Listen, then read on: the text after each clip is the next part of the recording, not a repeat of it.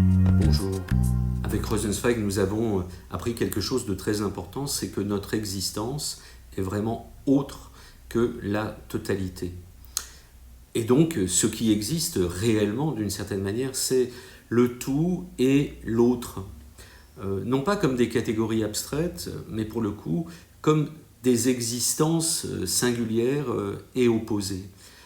De sorte qu'on pourrait dire, c'est une formule évangélique très célèbre, que l'homme est comme dans le monde, mais pas du monde. Mais on pourrait le dire aussi du monde. Il est à la fois dans lui-même et autre que lui-même. Et on peut le dire aussi de Dieu. Il est à la fois en lui-même et autre que lui-même. De sorte que, à partir de là, peut-être se déployer une réflexion qui ne soit pas complètement dépendante du tout, qui ne soit pas non plus complètement dans la singularité, mais qui tienne compte de ce rapport et qui envisage les différentes solutions possibles d'ailleurs intellectuellement de ce rapport du tout à son autre.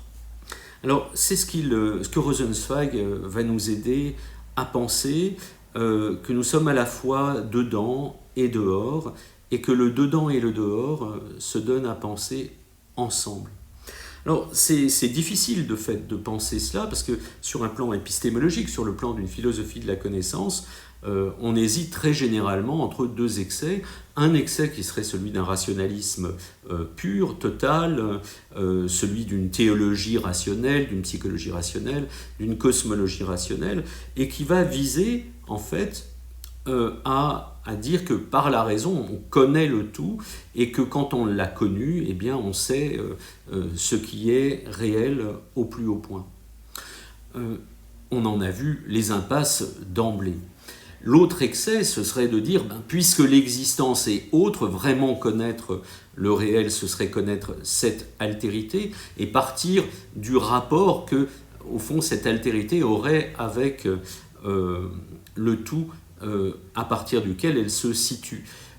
Et en ce sens-là, on entrerait dans quelque chose d'irrationnel. La pensée, par exemple, d'un Sartre, elle va consister à poser la liberté sur la base du néant face à toutes les situations qui se présentent, qui ne sont que des situations présentes, qui sont que des situations précisément, parce qu'elles sont autres relativement à la liberté. Donc on pourrait, avec un Nietzsche, arriver à une forme d'irrationalisme dans l'excès de cette démarche, ne voir tout que par les individus ou l'altérité, la différence des choses, etc. En fait, Rosenzweig ne tombe ni dans le piège du rationalisme, ni dans le piège de l'irrationalisme. Au contraire, il va tenter de développer trois parties philosophiques très importantes, avec ce qu'il appelle la fonction méta.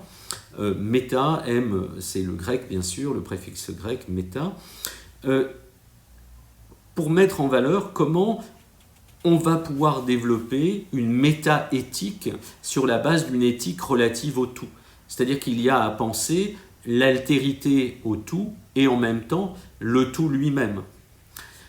Et toute la question pour lui sera d'établir ça relativement à ces trois domaines. Par exemple, pour Dieu, Dieu peut être autre que lui-même aussi.